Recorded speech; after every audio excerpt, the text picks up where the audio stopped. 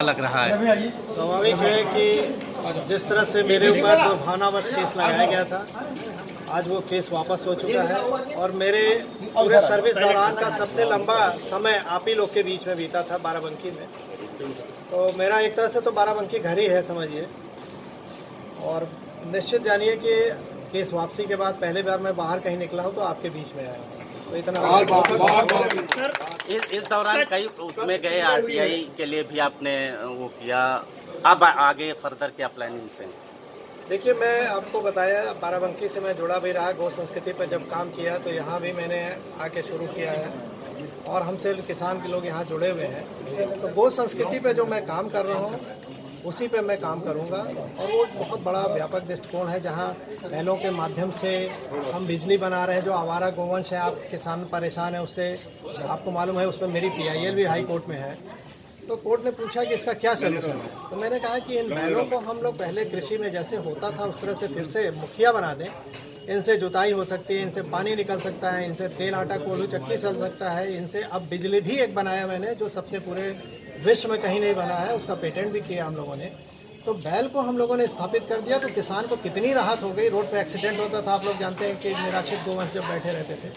तो एक बहुत बड़ा मतलब एक काम हम लोग पास है और उसमें मैं लगा हूँ आप लोग के सहयोग से। उसमें मैं जल्दी 1-2 महीने में ही एक बड़ा प्रोजेक्ट और लाने जा रहा हूँ। ये जो सच का संघर्ष रहा, इतना लंबा समय कार्यकाल बीता, ये सच के संघर्ष में क्या कुछ महसूस किया आपने, क्या कहना चाहेंगे?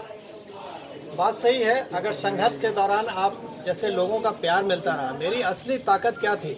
मेरी ईमानदारी से जहाँ भी मैंने काम किया और लोगों ने जो प्यार और स्नेह दिया, वही मेरी ताकत थी, जिसके बल पर मैं लड़ता रहा। 17 साल में आप लोगों ने देखा होगा मेरे आंख में कभी आंसू नहीं देखा होगा, लेकिन आज 17 साल बाद मुझे अगर भावनात्मक रूप से महसूस हुआ तो ये मुझे लगा कि जैसे लोग कहते थे देर है ना अंधेर नहीं है, सत्य परेशान होगा पराजित नहीं होगा, तो वो सिद्ध हुआ। भगवान राम का भी 14 वर्ष वनवास था, पांडवों का 12 वर्ष था, मेरा 17 साल रहा एक तरह से। ये डेलिबरेटली केसेस लगाए गए थे, क्या एक्सपेक्टेशन थी आपको ऐसा?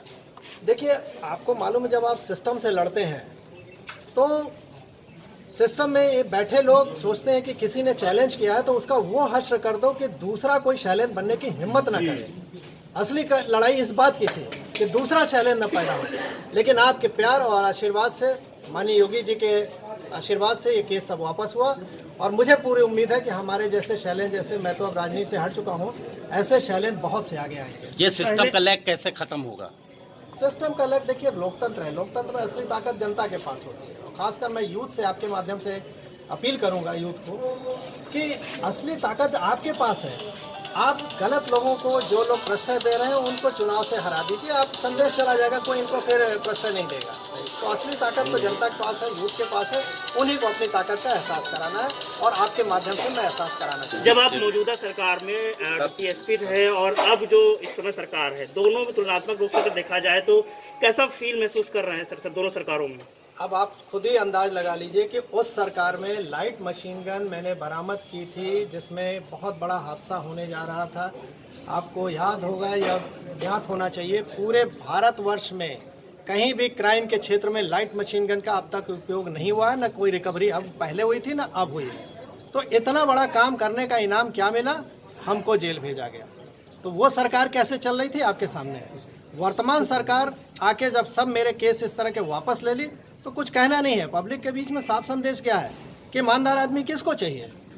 तो मैं तो आभारी हूँ माननीय योगी आदित्यनाथ जी का कि उन्होंने हमारे ऊपर लगे हुए फर्जी केस वापस ले लिए। आगे की रणनीति किस तरीके की रहेगी? आप जिस तरीके से आज सच्चाई का साथ करते हुए आज आपको इंसाफ मिला है, देखिए, मेरी लड़ाई केवल जनता को जगाने की थी। आपको याद करिए कि जब मैंने रिज़ाइन किया था तो समाजवादी पार्टी की सरकार थी उत्तर प्रदेश में, और उसको छोड़ के मुझे सभी पार्टी ने टिकट का ऑफर किया था 2004 के लोकसभा चुनाव में, और मैं सबका टिकट छोड़ के बनारस में इंडिपेंडेंट चुनाव लड़ा था।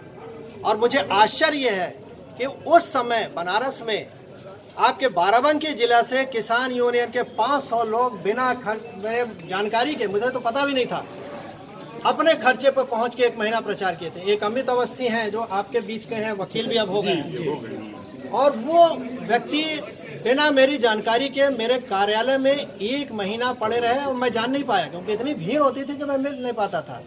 1 महीने बाद जब चुनाव खत्म हो गया तो मैंने पूछा आप कौन है, तो कैसा मैं बाराबंकी से अमित अवस्थी हूँ, स्टूडेंट थे उस समय, कम उम्र थी। मैंने पूछा आप कब आए, तो कैसा मैं तो 1 महीना से आपके ऑफिस में आके काम कर रहा हूँ।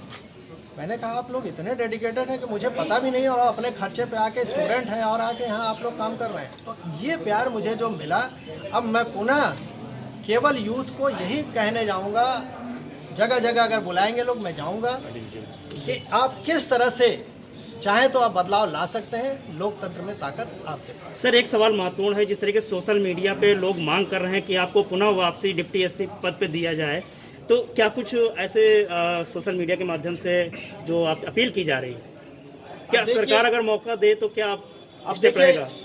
अब लोगों, मैंने भी देखा कि लोगों ने अपील की है कि शैलेंद्र जी को वापस पद पे प्रमोशन के साथ सब ड्यूज के साथ दिया जाए। ये निर्णय लेना सरकार का काम है, मेरा काम नहीं है। मुझे तो बस इतनी खुशी है कि मेरा सम्मान जो गया था वो मुझे वापस मिल गया, और मुझे अब कुछ नहीं चाहिए। मेरा सम्मान ही मेरे लिए सब कुछ है। Thank you sir.